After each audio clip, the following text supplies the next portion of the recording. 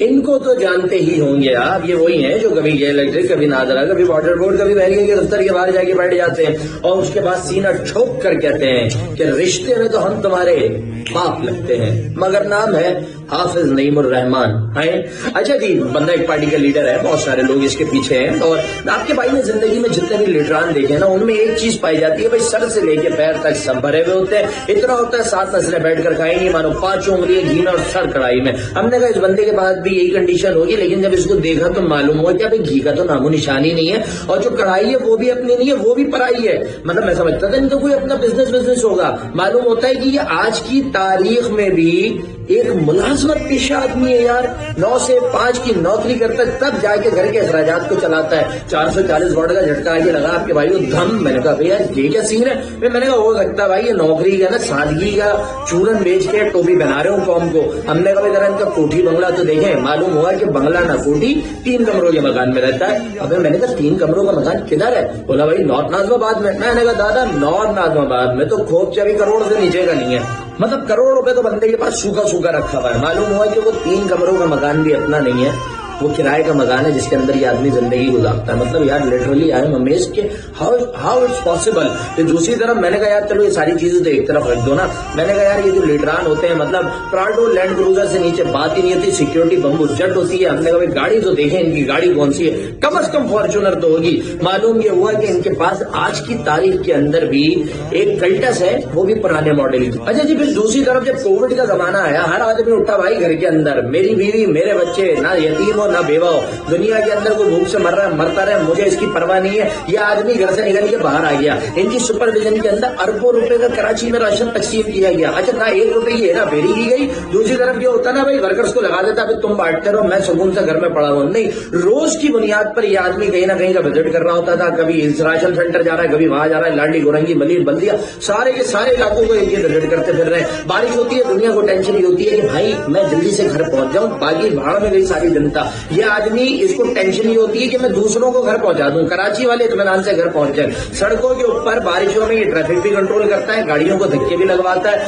اپنی ٹیموں کو پورے شہر کے اندر نکال دیتا ہے۔ اب میں نے کہا مطلب بھائی آدمی جن ہے، مطلب آپ دیکھیں نا وہ جہاں پہ جہاز گرتا ہے کراچی کے اندر، یہ وہاں بھی موجود ہوتا ہے۔ مطلب کون سی کوئی ایونجرس والی طاقت ہے کہ مطلب ہر جگہ یہ آدمی پہنچے چلا جا رہا ہے۔ پھر آپ دیکھیں کراچی کے ایشوز کے اوپر بات ہوتی ہے، یار کتنا بڑا مسئلہ رہا ہے، کراچی کا 3 کروڑ سے زائد شہری پریشان تھا، کس نے آواز اٹھائی یار کے الیکٹرک کے خلاف؟ یہ آدمی ون اینڈ اونلی نا واحد شخص، یہ اٹھا، اس نے یہ جنگ کی ہے یار، اس نے کے الیکٹرک کے خلاف۔ اور میں آپ کو یہ بھی بتانا چاہتا ہوں، جب انہوں نے کے الیکٹرک کے خلاف پہلا احتجاج کال کیا تھا شارع فیصل کے اوپر، اس سے 3 سے 4 دن پہلے نا اس آدمی کی والدہ کا انتقال ہوا تھا۔ اب آپ خود سوچیں کہ ماں کا غم کتنا بڑا ہوتا ہے، کتنا بڑا دکھ ہوتا ہے۔ چاہتے اپنے لوگوں کہتے بھائی تم احتجاج کرا دو، چاہتے ڈیٹ ویٹ آگے بڑھا دیتے، لیکن اس نے اپنی ماں کا غم منانے کے بجائے نا کراچی کی لاکھوں ماؤں کی جنگ لڑنے کا فیصلہ کیا تھا۔ یہ باہر نکلا، اس نے احتجاج کیا 3 سے 4 دن، محض 3 سے 4 دن کے بعد احتجاج کیا، اس کو اریسٹ کیا گیا، لے گا ان کو اٹھا کے گرفتار کر لیا گیا۔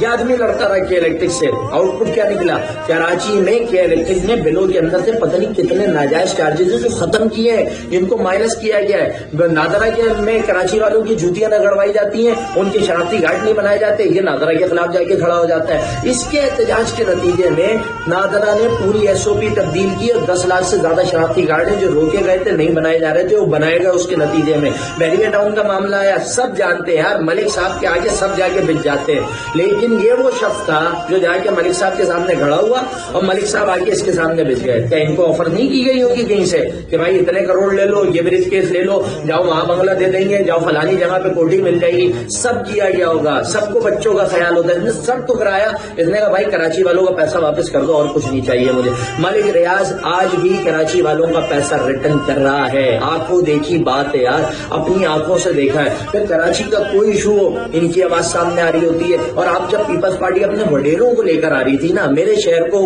اور کچرے کا ڈھیر بنانے کے لیے، یہ آدمی اس کے پاس کیا ہے یار؟ بلدیاتی الیکشن 2015 4 6 مطلب 200 سے زیادہ یونین کونسلوں میں سے صرف 4 سے 6 جیتا تھا یہ آدمی، اس کے باوجود اس نے نے کہا یار مجھے پرواہ نہیں ہے میئر کسی کا بھی ہو, سٹی گورنمنٹ کسی کی بھی ہو, مجھے کراچی کا اختیار چاہیے میری اولاد کے لیے, میرے بچوں کے لیے. یہ نکلا کراچی کے ننھے بچوں کے لیے جا کے سندھ اسمبلی کے باہر بیٹھ گیا. 31 دسمبر سے اس آدمی نے دھرنا دیا ہے, 29 دن تک یہ وہاں بیٹھا رہا. یار اتنی ٹھنڈ ہے, با خدا کمبل سے نکل کے نا نوکری پہ جانے کا دل نہیں چاہ رہا ہوتا. یہ ایک شامیانے کے نیچے اس نے راتیں گزاری ہیں. مجھے بتایا گیا یہ آدمی روز شروع کے 8 سے 10 دن سے 2 گھنٹے سوئے, 1.5 سے 2 گھنٹہ. ان کی آنکھوں میں خون آ گیا تھا, جس کے نتیجے میں ڈاکٹر نے ہاتھ جوڑے تھے کہ بھائی تھوڑا سا اپنی نیند کو بڑھاؤ. پورا ٹریٹمنٹ ہوا, بارش ہوئی, سخت بارش کے اندر لوگ کیا کرتے ہیں دیکھیں یہی ہوتا ہے یار. ویری سوری, جو قائد ہوتا ہے نا وہ کنٹینر میں بیٹھا ہوا ہوتا ہے, مست ہو گیا نا, کوئی ٹینشن کی بات نہیں ہے, اتر کے چلا جاتا ہے. یہ آدمی وہاں بیٹھا ہوا تھا جہاں اس کا کارکن بیٹھا ہوا تھا.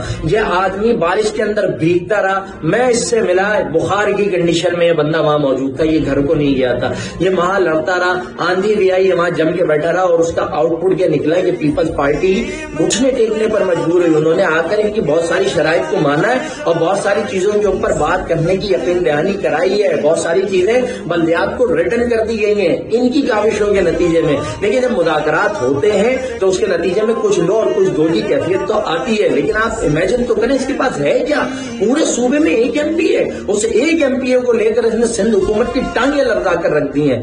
یہ ہے حافظ نعیم الرحمان. لٹرلی حافظ صاحب بہت محبت ہے یار آپ کے لیے. آپ ہیرو ہو, آپ محسن ہو, آپ مسیحا ہو اس شہر کے لیے. Heads of two you. سلامت رہیں, کراچی کو آگے بڑھاتے رہیں.